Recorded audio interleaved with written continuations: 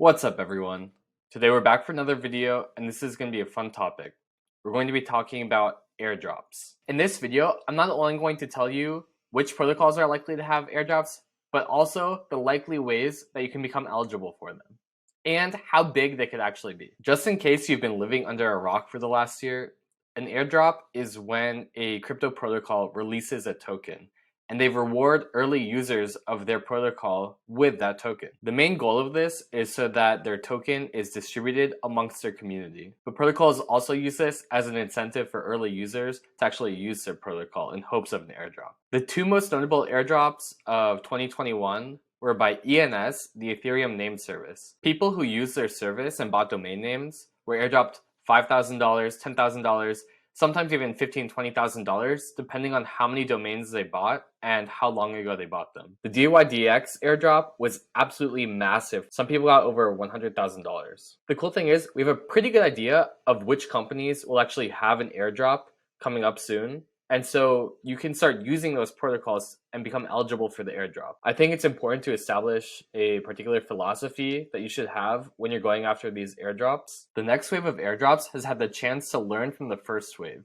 And a lot of those lessons are going to be how to eliminate people who are just trying to game the system from getting big airdrops. What they really want to do is reward and incentivize active members of their community. So my advice to you is, if you're interested in any of these, try and actually become a part of the community. Actually try and find these protocols with potential airdrops that you like and are willing to become a part of the community and become a regular user of them. By actually using these protocols, some of which are really good, regularly, as a regular user, you'll become much more likely to actually get the airdrop. And your hypothetical airdrop would probably be bigger. It's better to get one massive airdrop than just barely miss the mark of being eligible for 5 airdrops. Okay, with that said, let's go ahead and jump into 3 upcoming airdrops of 2022. The first likely airdrop that we have coming up in 2022 is Zapper. Their website is zapper.fi. And if you are into DeFi and you don't know about Zapper yet, you need to, regardless of the airdrop. Zapper is a DeFi dashboard, so it shows all of your balances for a bunch of different protocols that you might be invested in all in one place. It also lets you invest in protocols directly through their interface. It's basically a homepage for DeFi.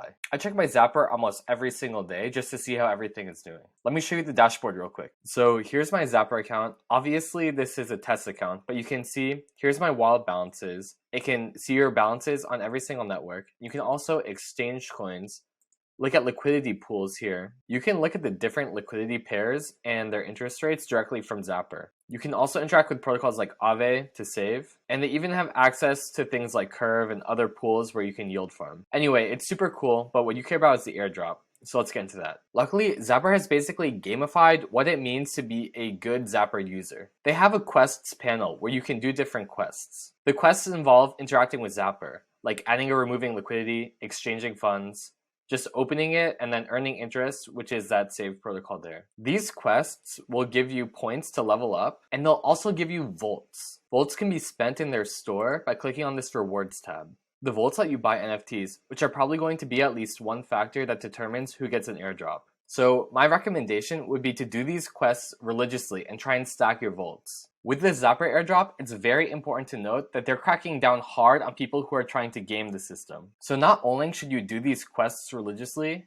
you shouldn't do them with just a tiny little bit of value. If you're going to make a big exchange, do it through Zapper. Same thing with Aave and adding or removing liquidity. The other way that they'll probably try and prevent people from trying to game the system is through the volts mechanic. You earn volts in their UI, but you have to actually sync them in order to get them on the blockchain. This can only be done on Ethereum mainnet, so the fees might be kind of expensive to do it. Minting NFTs with the volts can also only be done on Ethereum mainnet. Even though you will have to pay gas fees, if you've been an active user of Zapper, it's definitely worth actually minting the NFTs and syncing your volts on the mainnet. In the best case, it'll boost your airdrop potential, but in the worst case, you'll have a cool NFT that might even be able to be used for other things in the future. Zapper says that over $11 billion have gone through their platform. They also have over 1 million monthly active users. Obviously, it's impossible to determine the exact size of the airdrop, but let's give it a shot. It's hard to know the exact market cap of what Zapper's tokens will actually be because they're not actually taking any fees right now. But they have an amazing product velocity, a ton of users, and more volume going through their platform every single day. So let's just take a stab in the dark and say that their valuation would be around 500 million, given the $10 billion in transaction volume, but without any fees. In other airdrops, it's usually 40 to 60% of tokens that go directly to the community. So let's just say that Zapper is going to give 50% of their tokens, so 50% of their market cap, to the community. That would be 250 million. Okay, now let's assume that they actually have 1 million monthly active users. So we can divide that 250 million by 1 million. So that brings us to about $250 per user of Zapper. I think this number actually might be a little bit higher because bots on Zapper might make up some of that 1 million monthly active users number. And those bots are the least likely to get the airdrop. It's also important to note that whales who put a lot of money through the platform will probably get much bigger airdrops. But still, 250 is nothing to sneeze at. If you're an active user, this number could be much higher, so it's definitely worth taking a shot. Alright, let's get on to the next airdrop. Next up, we have the one and only Metamask. Chances are you have Metamask installed in the browser that you're watching this video on.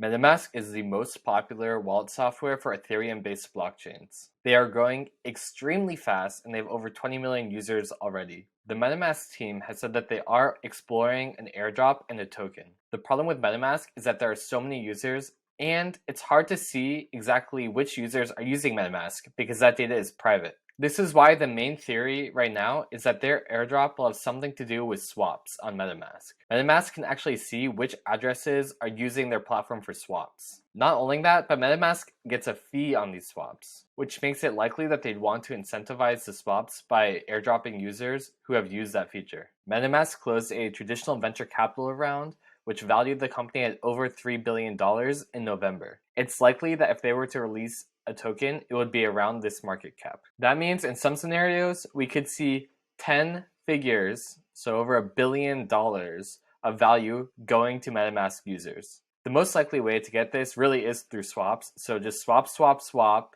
especially if you're swapping big transaction volume. That said, this is probably the least confirmed airdrop out of the 3 on the list. While MetaMask has an absolutely massive amount of users, the next protocol is much smaller, so there are much fewer users that you need to compete for the airdrop. Let's get into it. Alright, the final airdrop that we're going to go over is Hop Protocol. Hop Protocol is a bridge that lets you move assets between different chains. You can move between L2 chains, like from Polygon to Arbitrum, and you can move from L1 to L2. Over the last 6 months, L2 chains have become massive, and I expect in 2022, they'll become the main way that people interact with the blockchain. That growth can be seen in Hop Protocol's stats, which have done really well the last few months. As you can see, they have a lot of growth in the number of weekly users that they have. They also have some really interesting volume numbers. Their daily volume is volatile, but over time, it is definitely rising. Their total value locked is over $30 million, which is pretty impressive given that they're not even rewarding